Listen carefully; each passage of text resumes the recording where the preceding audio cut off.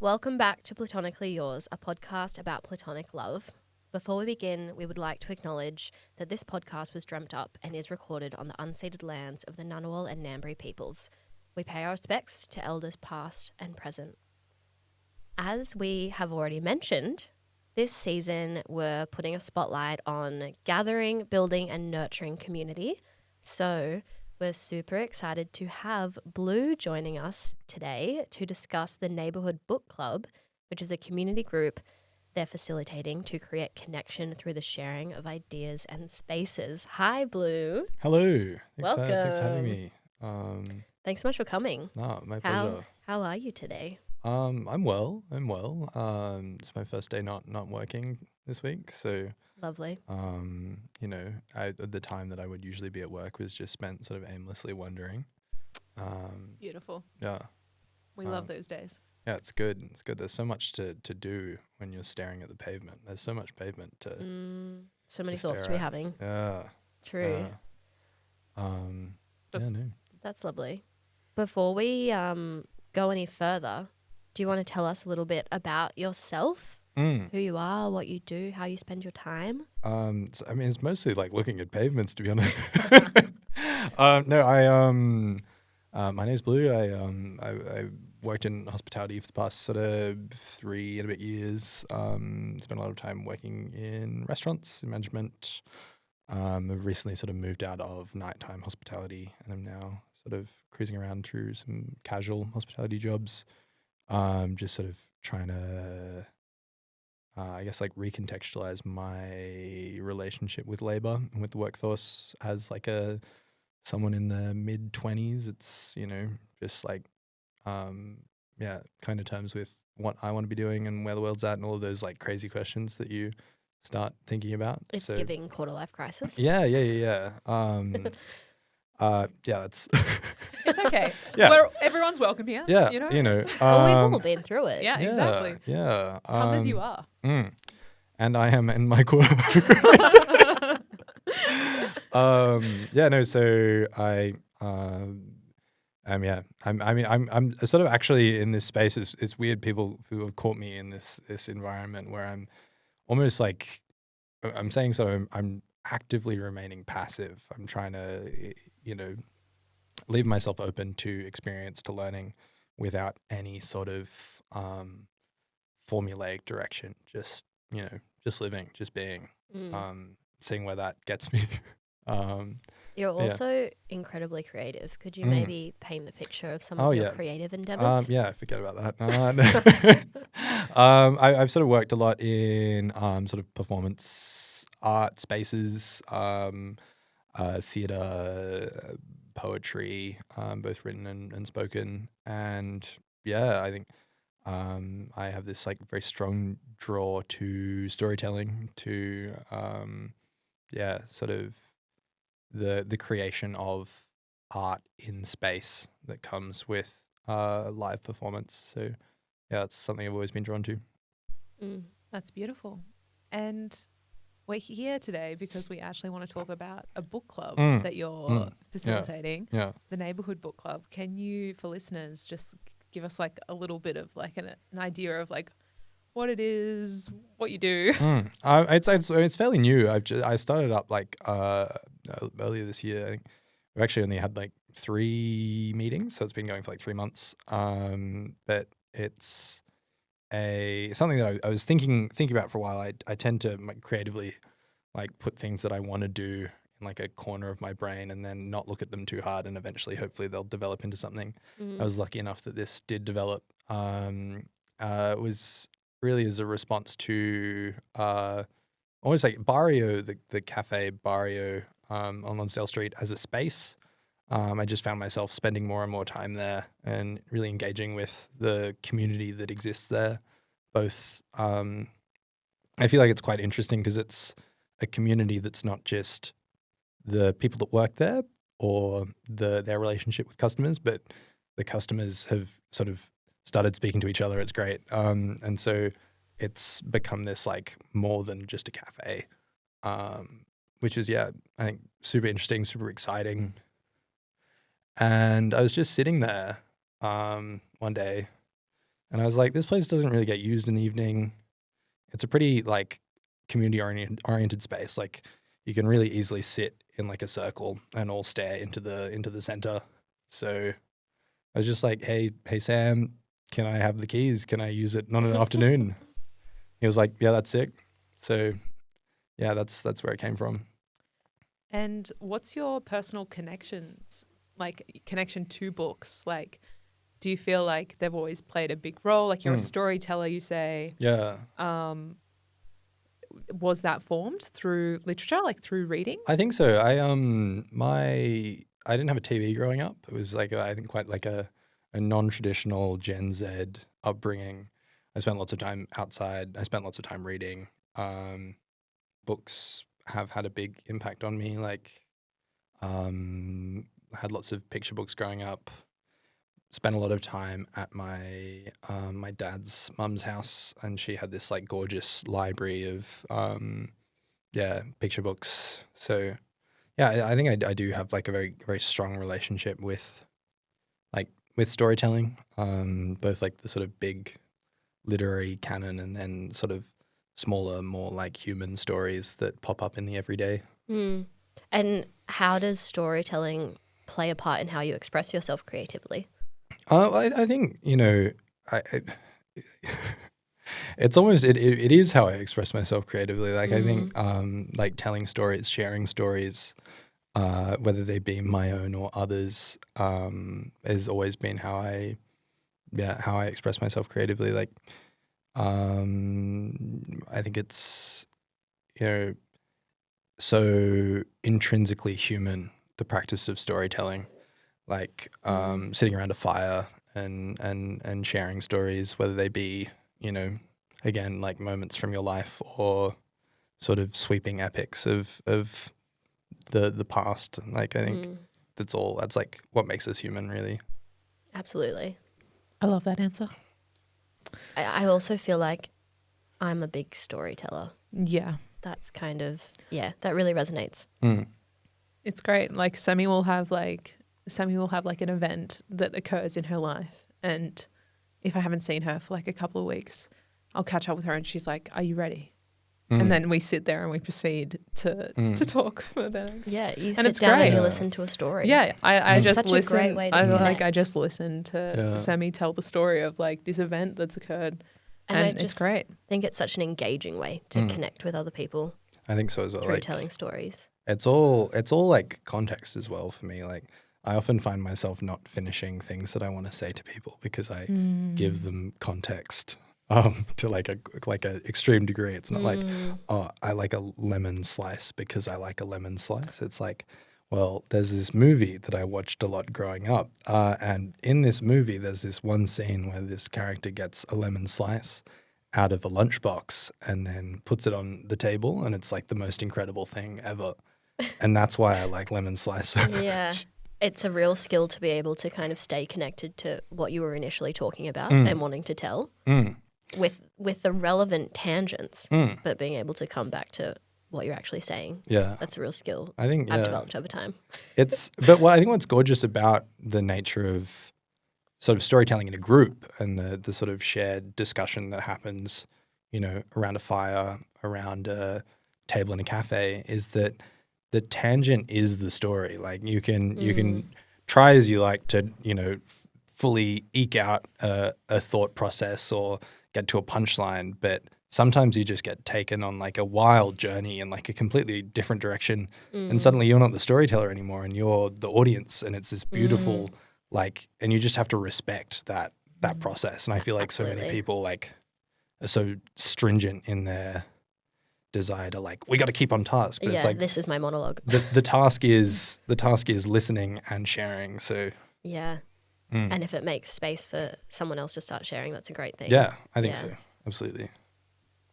Before we dive further into the book club itself, I'm interested. Is there like a particular book that you continue to go back to, or like a really important quote that you kind of live by, or that you that you've attached yourself to in any way? I mean, like if I'm thinking about a quote There's one from Marcel Proust. I think it's Proust, who wrote. I actually can't remember. I saw this quote in a book yesterday in the National Library bookshop, and I had to stop myself from buying this book. It was Gerald Murnane's A History of Books, and the epigraph was from Proust. It was talking about how you reach an age where memory starts to become so intrinsically linked with everything that you do. You've put a bit of yourself everywhere. So, you can get as much meaning out of like a great literary work as in like an advertisement for soap. Because there's just so much of you everywhere and there's so much of everywhere in you. And I think that's sort of where I'm at the moment in sort of experiencing life in sort of quite like a varied way and letting that come back to me. In terms of like a book that I always return to, Lion Boy by Zizu Korda is this kid's book that I actually listened to as an audiobook for the first time in like 2008 and have since gone back to again and again and again. It's like a work that's for kids and written actually by a mother and her daughter, but so like deeply culturally connected and so importantly, like, I guess about things that I'm interested in. It's about like a young boy who can speak to cats, chasing after his parents who've been kidnapped and ending up on a ship that belongs to a circus on the way to France. It's a crazy story. It's like a really like, but it's I think informed so much of what I'm interested in. Like and also like a really like a story. Yes, like it's like it's a story. proper Yeah, story. that's like it's a sweeping tale, but like at the base of it, like the main character's parents are kidnapped by Big Pharma. A corporation that is like trying to stop his parents from creating a cure for asthma. So it's like, there's so many layers. There's this deep like anti-capitalist message within it. But it's just a kid's book about a guy running away, like a kid running away with a circus. So. Kids' books are so good for that. Like, I think they can be so underrated. And then you realize there's so much messaging in them. And it's, which is amazing. I've started going back and another book I think that had a much more of an influence than I thought it had on my life is Chasing Vermeer by Blue Balliet, which is I don't know, it's as people describe it as like the Da Vinci Code for kids, but I think it's way more like culturally involved. It's like a mystery story about two young people, new elementary school students who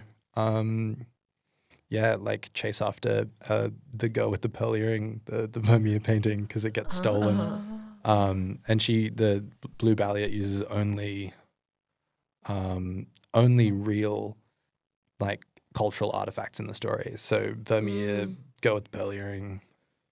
There's this book called Low by Charles Fort, which is basically an old book about a series, like a collection of coincidences and rains of frogs and weird sort of circumstances that happen, and it's really a book about following gut instinct and recognizing the importance of pattern and really like non-linear modes of thinking and of logic, like which I think's definitely played a part for me.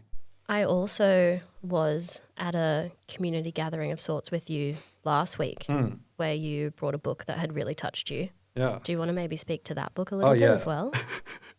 I can speak to every book ever. No, this is it's a book I read this year, and I say it's my favorite book of this year. Even though it's May, it is the I think if I find a book that's more beautiful to me than this book, then I'm like incredibly lucky. It's called Idnan. It's by this Swedish Sami writer, Linnea Axelsson, translated from Swedish into English by Saskia Vogel, and it's a novel written in verse, so follows like a loose poetic structure, and set across around about 100 years of Sami, so like Scandinavian indigenous peoples' experience, between like 1913 and modern day. So really, really beautiful, like really sparsely written, But as is the case so much in, I think, the non-English language, the meaning is found not in the words, but in the places around the words. So, yeah, it was quite beautiful. Yeah, that is really beautiful. So you obviously love books. Yeah. yeah. That's what I'm taking from that little mini book club that we've just had. One-sided, but we're still here. So you've started to build this community around the neighborhood book club.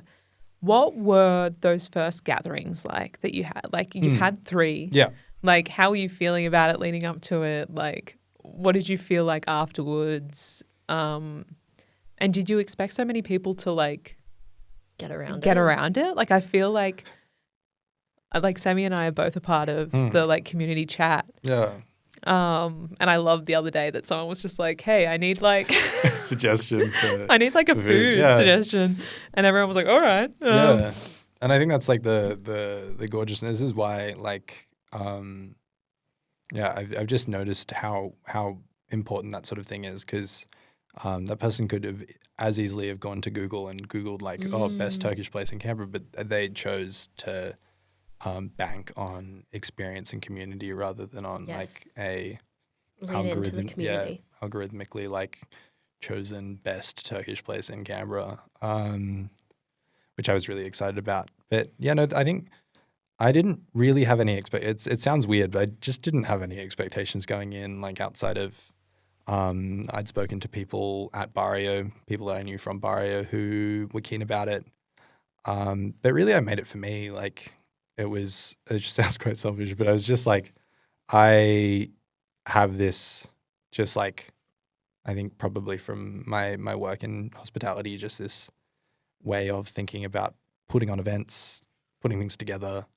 I just had this structure that sort of came to me and I was like, I'm going to do it like this. I'm going to create this poster. It's going to be at this time.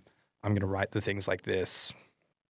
And I just did it. Yeah, I chose the first short story was how I wanted to do the first one, so that everyone had this opportunity to engage with the book club without purchasing anything. So I was free to access online and it took about like an hour to read. So I just wanted it to be accessible for people to come to, even if they didn't know whether they wanted to like be in a community book club.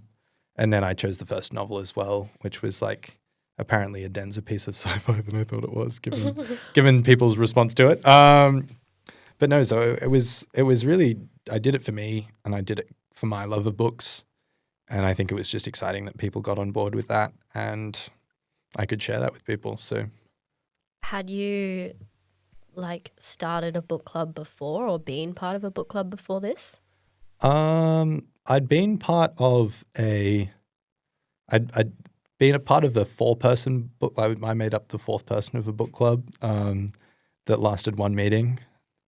Well, I mean, it lasted more, but I was only there was one, and the one I joined was the last one that they did. So, which I choose not to believe was my fault. But yeah, no. So it was my first real time sort of doing a book club or doing a book club that was a book club, and I think part of it was actually inspired by I served a group of people at my work at the restaurant. I served them, and it was like a meeting for a book club, but it was just like I think it was one of their birthdays, and they'd been meeting for 37 years. Whoa. Or thereabouts. And it was just like the fact that a group and like a bigger group, like a friend group, could stay together for that long.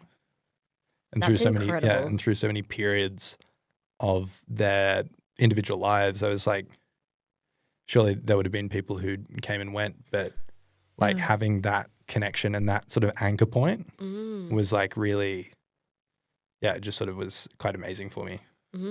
How many people were there at that group gathering? I think it was 6. It was either 6 or 7 at the dinner. So I think the booking was originally for 8 and then it dropped down. So that's still a pretty good turnout. That's still like 37 for 37 years in 37 years. Yeah, no. Wow. But that's beautiful that you kind of saw that and you were like, you know what? This is inspiring. Yeah, I think absolutely. Like I'm creating my community. Mm. Yeah. Mm. I think that's really beautiful. So it sounds like it kind of unfolded, like that was kind of maybe the thing that like kicked it off, like seeing this group of people.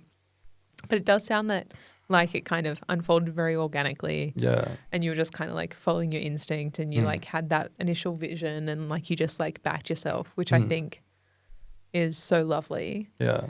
I was lucky enough to go to the last book club. Most recent one. Most recent, very briefly, because I had some family stuff and it was a day. No, it was amazing that you still decided to come by. Like you definitely didn't have to, but it was great to. Yeah. Well, it was so cool. It was like I really loved how like it is like you just like everyone was like standing and sitting in the circle and. Like it was just so natural and like the conversations, people were just kind of like riffing off of each other and it was just so lovely to have so many different like types of people in the same room and just sharing different opinions based off of different life experiences as well, which I think is so important. Like, and I just really like that. And I think, you know, I did have a question for you about like, do you think that's the tone that you'll want to maintain? But I think that is like from everything that you've said, like your start point was like, I want it to be accessible. Like I want people to come. I want them to feel like safe and like. So community oriented from Yeah. the beginning to be in like a public space, not even in someone's home. Yeah, no, I think it is the space as well. Like I think, I don't know, I've been thinking given the amount of people that came to the last one versus the first one, like whether or not I will be able to fit, like I don't know if too many people come and then I'm like I can't fit you all in Barrio, but I think it like is so much about Barrio and you know I've thought about sort of how do I facilitate it if it you know becomes really big and do I need to split it off or do I keep it as one big conversation? But I just like I don't know I think it just has to become what it becomes. I think there's so much of like a drive for people to assign like specifics to created space to be like, this is what this is, and this is how I market it as this, and this is how I make sure it remains like this. But I don't think humanity is like that. I don't think life's like that. I think we need to just respond to what is thrown at us. And, you know, I'm not going to like get 500 people into Barrio and then be like, all right, let's talk about books. But it's like, you know, if it gets big or if it gets smaller, like that's just how it is. I'd still happily talk for 2 hours with one other person about a book that we've read. Yeah. And so I guess with that in mind, keeping it really open to just kind of grow organically and be what it is. How do you choose the books then? Is there a bit of a I described it. that? Yeah, there is. I was thinking about how, and I landed on this very. It sounds very. It's like divinatory democracy. It has only yet been divinatory. There's been no democracy. I think. What does divinatory mean? Divinatory is in like from divination, from the divine. So it's based around people's astrological signs. So if your astrological sign lines up with the next book club, then you put forward a book to read. And if there's multiple people, then we go to a vote. And wow, that's quite a process. Yeah, I'm into that. Yeah, no. So I mean, so far for like the last book and for this book, it's just been one person in the club whose star signs lined up. But you know, that's like the point of voting is that if more people come, if more people suggest things, then we have a vote. But so as in it's their birth month. Yeah. Yep. Yep. But it sounds cooler if it's like astrological sign, like you know, and also yeah, there's like I don't know, it feels a bit fun and a bit like I don't know. I have with no knowledge or backing on astrology, I have a deep respect for what it gives to the people who need to take something from it. Yeah, find meaning in it. Yeah. And I think I find meaning in a lot of things that people probably think's quite silly. So I'm not really one to judge. I think it's been good and that sort of method has meant that not too many people are suggesting or people aren't getting left out of like, you know, or multiple books are having like one vote each. And it also gives people an opportunity to think about what they will suggest when their birth their star sign comes up. So when their time comes. Yeah. And could you tell us a bit about, I'm sure this will change a lot over time, but from these first 3 gatherings, what is the mix of people like? The kind of attendees, what does it kind of look like? It just looks like a room full of people. Like, I think it's a mixture of people who are regulars at Barrio or friends of mine, but then people who've just heard about it through, I got an Instagram page for it, and Barrio tends to share the things as well when I put them up. So just people who hear about it through Instagram, through word of mouth. Apparently, I ended up on a bulletin, which Really? I didn't. Yeah, I asked some of the people that showed up. I was like, "How do you hear about it?" And they were like, "Yeah, just this like Canberra what's on bulletin." And I was like, "Oh, I didn't know that happened." Wow. So yeah, No one contacted me. Yeah. Oh well, like I think that's cool. It's perfect. It's Yeah. just, like it's good to know that people, talk about stuff. Things Community they want to go group. to. Yeah. And so with that in mind, it must be quite a mix of different sorts of readers, like not necessarily. No, absolutely. There's like a mix of different generations, different life experiences. I think there's quite a broad range, which has been exciting. And I think it's a mixture of people who are in it for books and a mixture of people who are in it for community and for spaces like that. And I think that's really gorgeous. And I say to everyone that, you don't even have to have finished the book or started the book. I've had two separate occasions of people rocking up, having no idea what the book is or what it's about, but wanting to be part of the conversation in some capacity or just wanting to be part of the space. And I think, in maybe a more traditional literary book club, it becomes a bit of an issue if people aren't reading the book. But I think for me, the neighborhood book club is more about what books can tell us about ourselves and about others. So, if you didn't read the book, but you still want to be there, there's obviously a reason for that. And how is the fact that you haven't read the book, you haven't either you've chosen to start reading it and not finish it, you haven't had time, or you just had no idea what the book was. Like, why are you still here and why do you want to be part of this space? Like, I think that's a really beneficial perspective as well. I think it also, having not been to one of the events yet, but I'm in the group chat and I'm keen to come. I imagine it would shift the kind of the vibe of the conversation a fair bit as well, because knowing that you are welcome, even if you haven't read the book, means that it's not kind of a conversation that's focused on, oh yeah, this person said this in the book and then that happened, and people are welcome to kind of, I imagine, ask questions about, or absolutely. kind of give their opinion as a third person who's not been in it. Yeah, no, I think asking questions about what the book's about, or it gives, it's the same way. Like, sometimes teaching is the best way to learning is, telling people about things that happened in a book sometimes leads you to think about the book in a different way, or come to realizations about a book and the themes that the book's about in ways you wouldn't have if, say it was all 4 people who've known each other all their life, all reading the same book. They probably wouldn't have that much to talk about because they all read the same book and then they all know how to speak to each other. So they can just be like, yep. Yeah. You probably didn't like this one, did you? You probably did. I think what's also great about the conversation that we had at the latest book club is that it wasn't just about the book. So yes, it's based on the book, it's based on the themes of the book and what's happening in the book. But if you haven't read all of it, you can actually bring your own knowledge, your own experience of just living into the conversation. Just relating to it in some way. Yeah. And so then what happens is other people, kind of like what Blue was just saying, other people can then reassess how they interpreted the book and be like, oh, maybe I did read that character wrong. Or maybe it would have been nice. There was this big conversation about one character not having a POV in the novel. And there were so many different opinions of it. And if it was right or not, because this person was an inherently bad person, should they be given, should we have that in this book?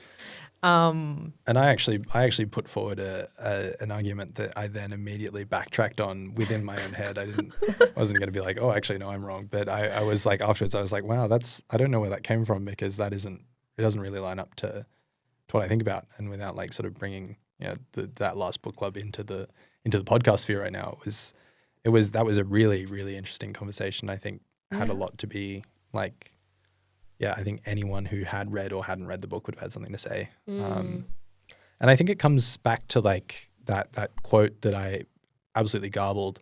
I can probably find the real quote and send it through to you after if you want. But that the Proust quote of, putting a bit of yourself into everything and then in return having a bit of everything come back to you. Yeah. I think it is, every book that's ever been written is at some point in some way probably been influenced by every other book that's come before it.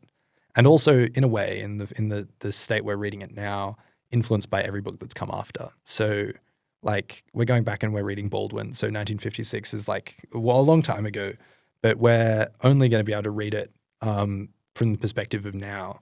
And so it's really exciting to me that we will have such diverse experience and diverse perspective in reading a book. It's like it's the meeting point in space and time where we can come to that book is really exciting to me. Yeah. I also just wanted to add on the kind of allowance of people being involved who haven't read the book yet.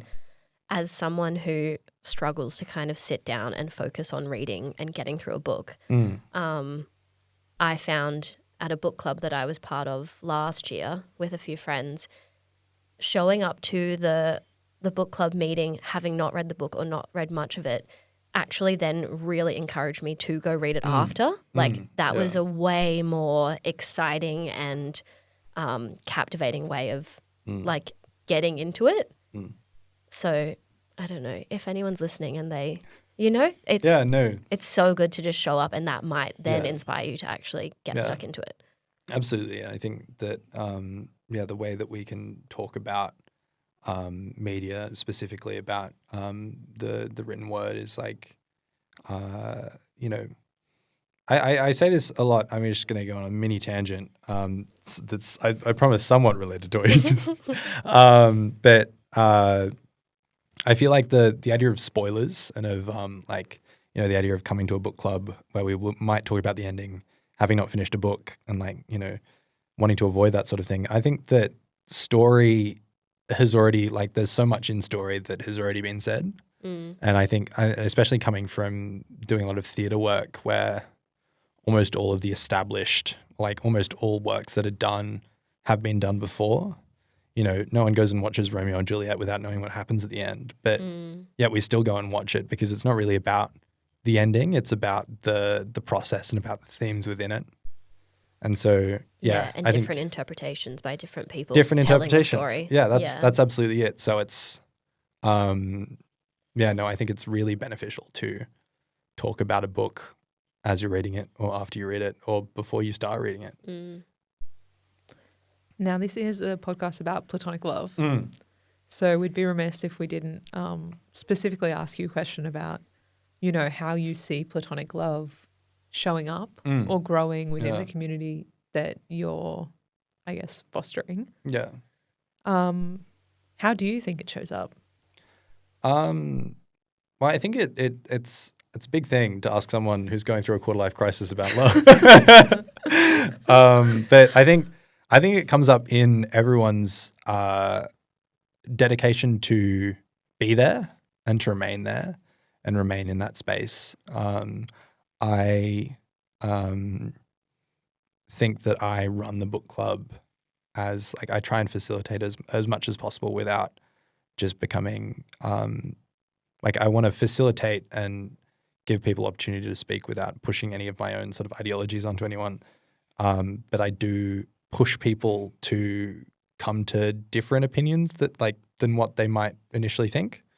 And so I think having people willing to be pushed or to have their opinions challenged or things like that, and remain in that space and know that they are appreciated even as those sorts of conversations come up. I think that's really important, and that sort of platonic love and respect is so necessary. And oftentimes as we sort of atomize as a society, we forget to love the people that we argue with. And so that's sort of, I think it comes up in that, well, at least I hope it does. I know maybe everyone else has something else to say about it. No, I think that's really interesting that you say that, because as I was prepping this episode, I was doing a bit of reading just on book clubs. Yeah. And historically, they've been a great place of social change. Yeah. And yes, the earlier ones were definitely, predominantly white females with a very feminist kind of ambition. But what we're seeing now is even more marginalized groups are kind of coming together into book clubs to resist. Yeah. Which is so cool, because what you're saying is kind of that. It's having that safe space to be able to just have really important discussions. Yeah. And challenge each other. Yeah, and it seems like that's what you want to continue fostering. Absolutely. I think it's so important that we challenge the way we think and that we share the way we think with others. And, I think having it in a coffee shop as well, a coffee shop traditionally, but I think across time has always been a place for incidental connection, for people, running into other people accidentally and then coming to sort of incredible creative ideas that they wouldn't have been able to get if they'd just been sitting in their room by themselves, or if they'd been sitting at a cafe with their headphones in, staring at a screen. So I think having that space, and I think not bookshops, so coffee shops for me as places where people read books. I always, some people probably hate it, but I always ask people what they're reading. I think that's such a perfect way into a conversation with a stranger is, what are you reading? What do you think of it? And people oftentimes are really willing to talk about the book they're reading. So, yeah. That's so rogue, because I often dream about that. About what? I can't say that I do it frequently, but often when I dream, I'll be in a cafe and I'll see someone and I'll be like, I wonder what they're reading. And I'll go up and I'll be like, can I sit with you? Yeah. And it's this reoccurring dream that I have. What the heck? Where I sit with them, and sometimes I don't talk to them. I'm just can I read with you? And I just sit down and read with this complete stranger in this space. Wow. So that's really weird that's surreal. That's what you've brought up. That is, it's what I do. I think Barrio for me is actually a terrible place to read, because I sit down, I open a book, and then I immediately start having a conversation with someone. Yeah. But if that's, I think also if that's what you want, that's it sounds like Barrio to you is a space where you're able to slow down, but also to connect and to reflect, which I think is really powerful. I think it started we talk about the radical act of community, or about sort of how communities have created social change over time. But I think I've just started saying that Barrio is almost like a chat room to me, like log in the morning, see who's online, but it's just all in person. There's no screens. That's a great visual metaphor. It's because it is for me. It is, and I think, there are so many times that we rely on screens for things that we don't need to, and oftentimes we just need to disconnect from technology is very great in a lot of ways, but just being aware of how your time is being used by others when you are using a screen is so important to recognize. And so I'm not using my phone as much. And also just a credit to you for actually leading by example, not necessarily just for the community that you're growing, but just as a human being, actually being willing to go into a coffee shop and have a conversation with a stranger. That's something that we all need to be pushing ourselves to do, because that is how we create better versions of ourselves, but also a better community space and just environment to exist within. So being an active participant. Yeah, exactly. Yeah. And I think that's something I think about a lot as, who's someone who sees themselves very much as a fly on the wall, or a wallflower, or, someone who sits outside and watches, is that, anyone who is in a space has a part in it. I think, growing up as someone who, was not very socially active, I always saw myself as outside that, but it's really important that we recognize that we do take up space, and we should appreciate that we take up space, even silently. I've said to people that, you know, that in them not coming to the book club, they contributed to it in the way that they weren't there. Like, you know, people are still present when they're not present, and people are definitely present when they are. So that's really beautiful. Well, what's next? Like, where do you see the book club going? What's next is Giovanni's Room by James Baldwin. One book at a time. I'm actually like a little bit intimidated by this book. It's only 156 pages. It's I think around that. Like, I know, but there's something about it. We'll see. I mean, yeah, I think I haven't read it yet. I don't actually have a copy of it yet. My older sibling has a incredibly large book collection in Melbourne, and I'm going down there next week, so I'm going to steal one of their copies. Perfect. Yeah, it is. Yeah, I was like going to buy a new copy while on the phone with them, and they said, "No, I've got 6. Oh, amazing! Don't do it." Amazing. So, one book at a time makes total sense given everything you've said. But do you have like a vision for what you kind of want the book club to become, or like how long you think you want it to go for? Like, do you think about that at all? In my sort of, you know, active passive state of the past few months, I think I haven't really thought about the future in that, and I do think it's very much one book at a time.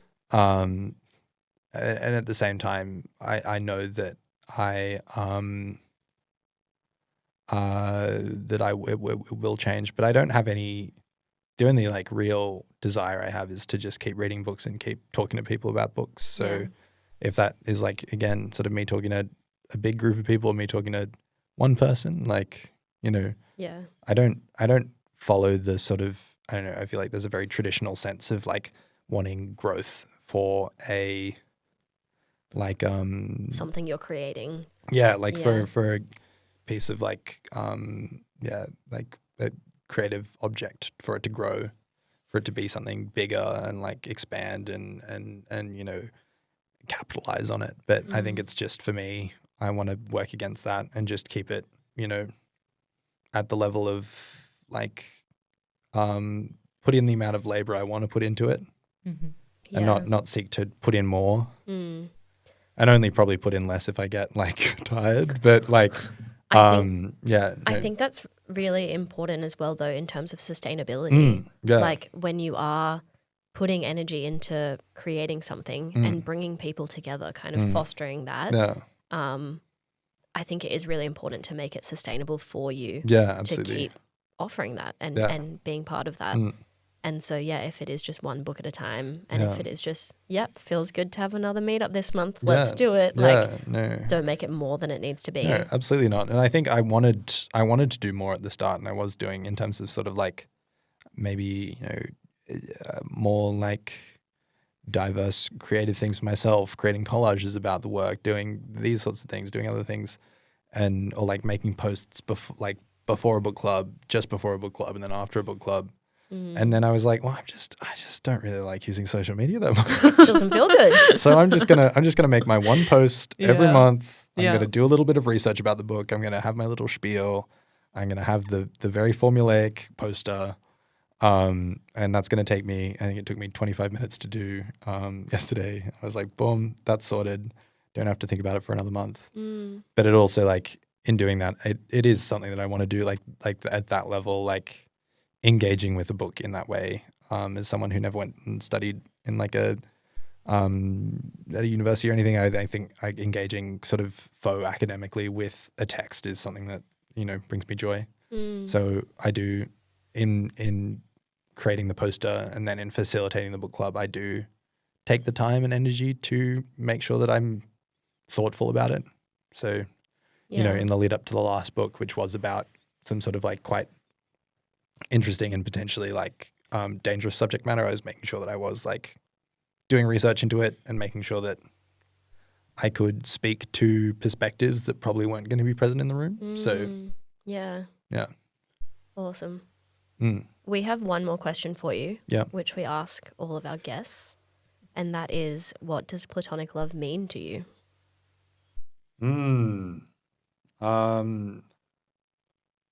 You better speak into the mic, though. Yeah, no. So I was leaning back in contemplation. No, I didn't want to say anything out of turn, so I was going to lean in dramatically when I was ready.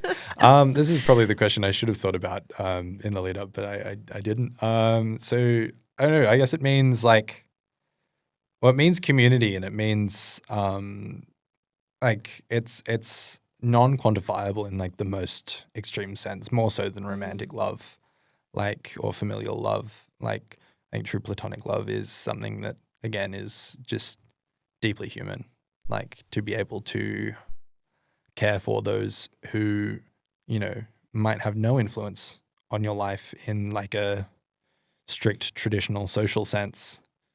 To have love and care for those sorts of people is, fantastic, and it's what keeps us human. And I think it's so necessary. Beautiful. A beautiful answer. Now, tell everyone where they can find you and where they can find you can find me at Barrio most online. I mean, I don't have a website for it or anything. Neighborhood_book club is the Instagram.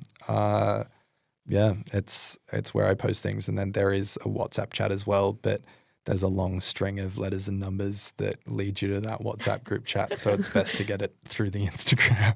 Fair.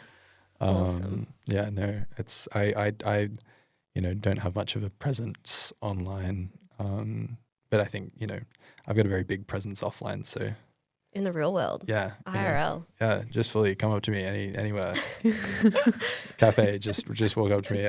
Let's talk about books. Yeah. Ask me what I'm reading. I was sitting let's do it. I was sitting out the front of a bakery, really just over 3 months ago, and someone who's come to 2 of the 3 book clubs so far came up to me as someone who I'd never met and said, "Are you the book club king?"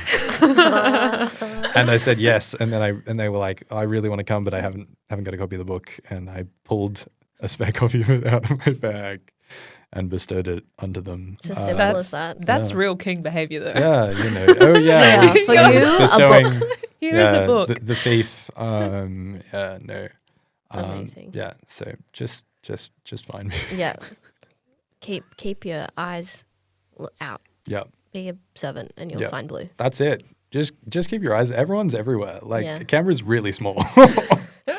Well, thank you so much for coming on the pod. It's been so nice. No, thanks for having me. Sharing. Yeah, no, it's been a pleasure. And we'll see you at the next book club. If not before. Probably in a North Cafe. In the green room next door.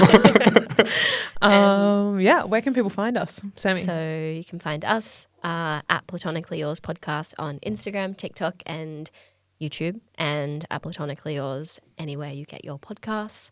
And we'll be back in your ears next week. Thanks so much for listeing. Thank you. Bye.